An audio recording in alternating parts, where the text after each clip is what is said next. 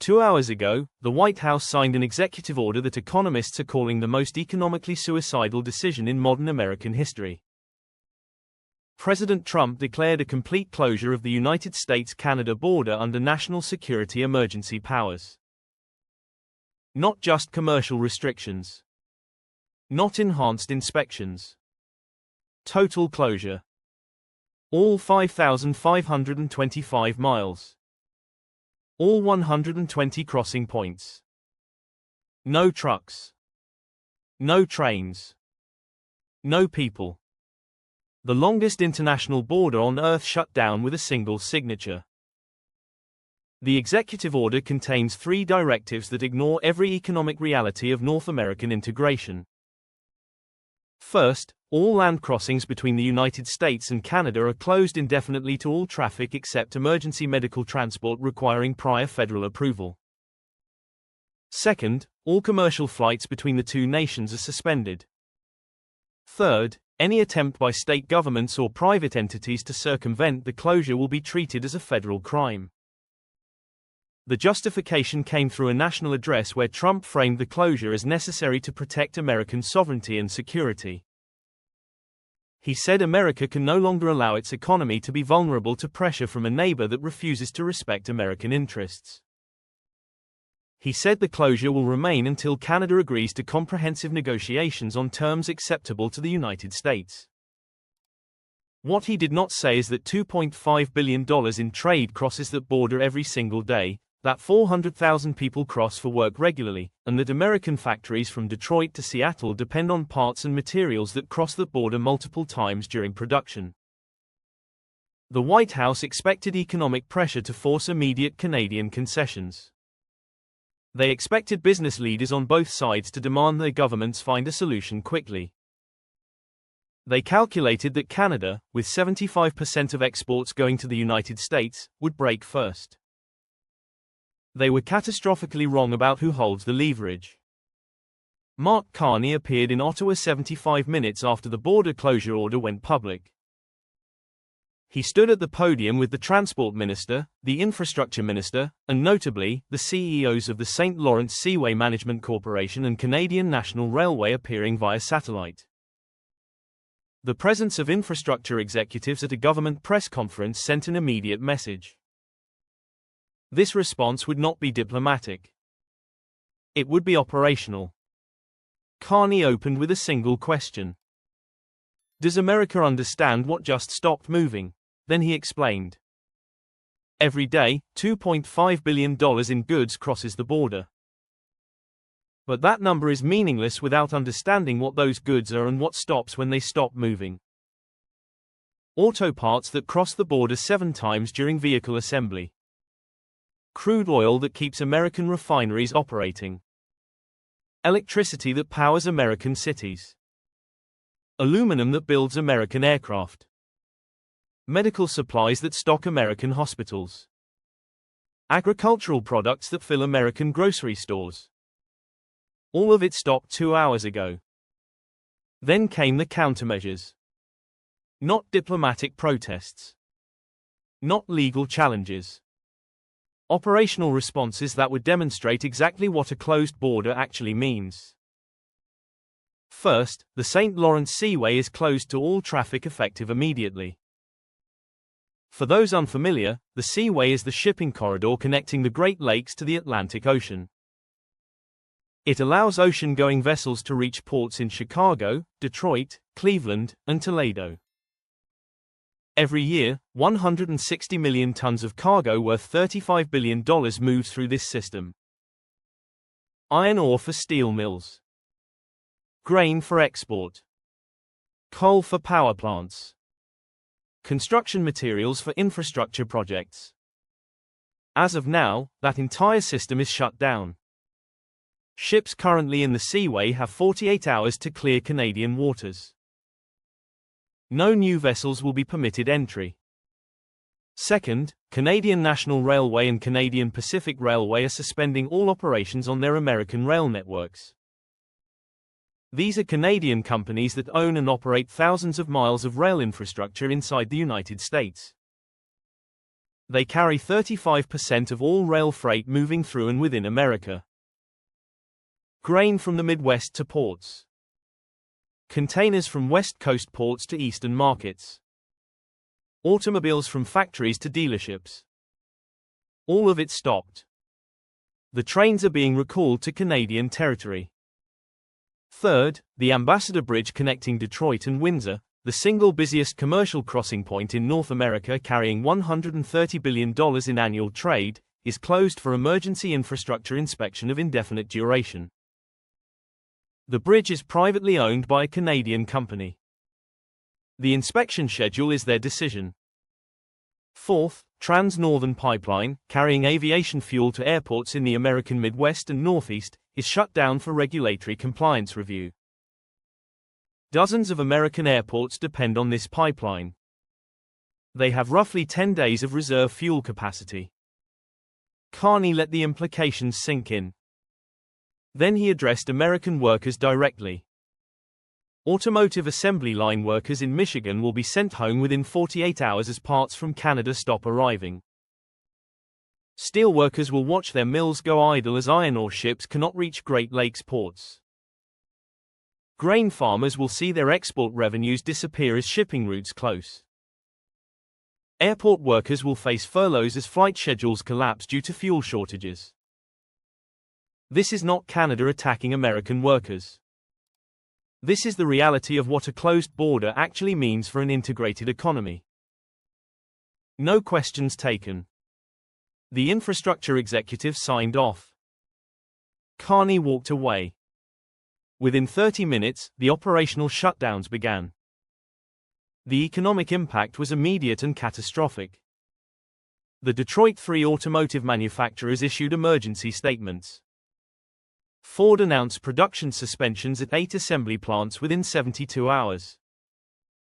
General Motors projected $2 billion in losses within the first week if the border remains closed. Stellantis warned that their entire North American operation faces shutdown. These are not Canadian companies. These are American corporations telling the American government that the border closure will destroy American manufacturing. The agricultural sector reacted with panic. Grain elevators across the Midwest face immediate crisis as export routes through the Seaway are blocked. The National Grain and Feed Association projected $1 billion in daily losses. Farmers who planted based on export contracts now face the possibility of unsold harvests. The American Farm Bureau Federation called for immediate reversal of the closure order. The steel industry warned of production collapse. ArcelorMittal's Indiana Harbor facility, one of the largest steel mills in America, depends entirely on iron ore delivered through the Seaway. Without that supply, production stops within 2 weeks. United States Steel confirmed similar dependencies. The American Iron and Steel Institute warned that 40% of American steel production capacity faces shutdown if the Seaway remains closed. Airlines issued travel alerts and began canceling flights. With aviation fuel supplies cut, airports in the Midwest and Northeast cannot maintain normal operations. Delta, United, and American Airlines announced immediate reductions in flight schedules. The Airlines for America trade group called the situation a manufactured crisis threatening 750,000 American aviation jobs. But the real panic came from an unexpected source. Alaska. The state is now completely isolated from the rest of the United States. With Canadian airspace and roads closed, there is no way to reach Alaska from the lower 48 states except by sea, which takes days and has minimal capacity. Military bases face supply disruptions. Tourism, which drives much of Alaska's economy, collapses instantly. The Alaska governor called the isolation of an entire American state an act of economic warfare against American citizens by their own federal government. Within 6 hours, governors of states along the border held an emergency conference call. The governors of Michigan, New York, Minnesota, Montana, North Dakota, Maine, and Washington issued a joint statement. They did not blame Canada. They blamed Washington.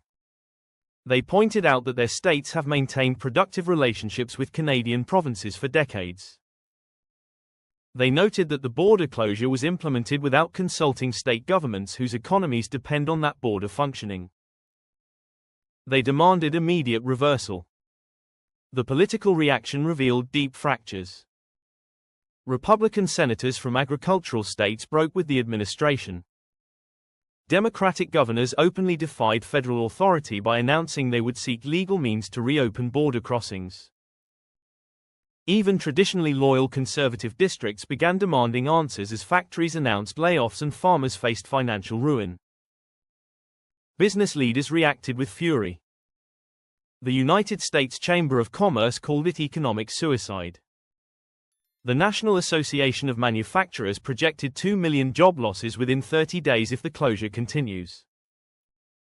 The Business Roundtable, representing America's largest corporations, demanded emergency meetings with the White House. These are not Canadian lobbyists. These are American business leaders telling their own government that this action is destroying the American economy. But what genuinely shocked Washington was the revelation of how deeply integrated the economies actually are. Modern manufacturing depends on components crossing borders multiple times.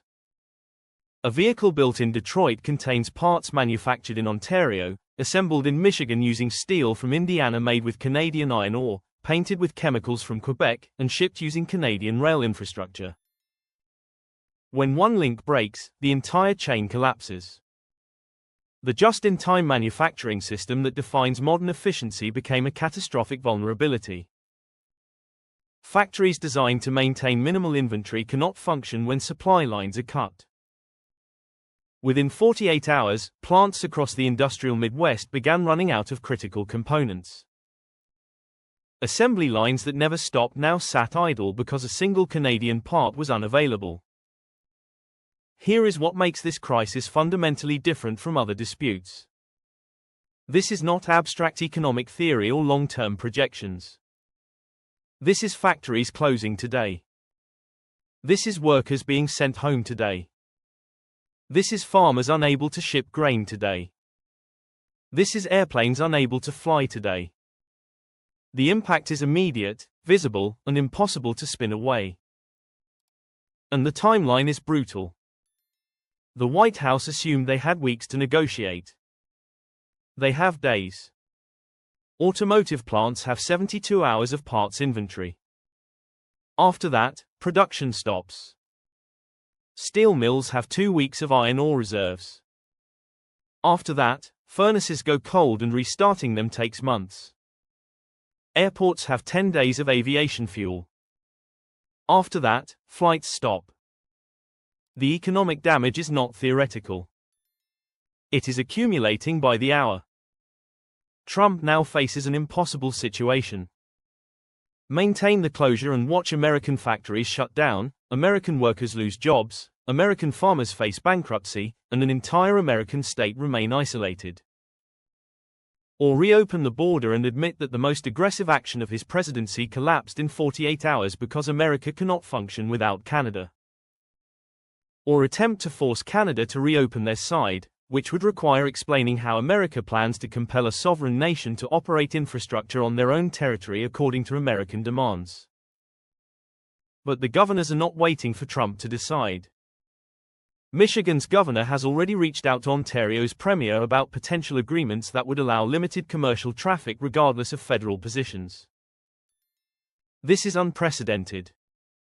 American states negotiating directly with Canadian provinces to circumvent their own federal government because that government just destroyed their economies. 2 hours ago, Trump thought he was delivering a knockout blow that would force immediate Canadian submission. 2 hours later, American factories are announcing closures, American workers are facing layoffs, American farmers are watching export markets disappear, and American governors are in open revolt.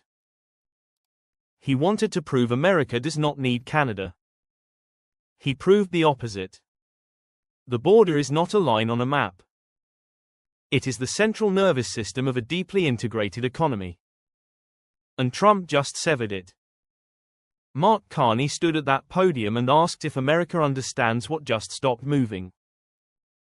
Every American worker being sent home, every factory going idle, every farmer unable to ship grain, and every governor scrambling to repair the damage understands perfectly. The question is whether the White House understands before the entire American industrial economy collapses completely.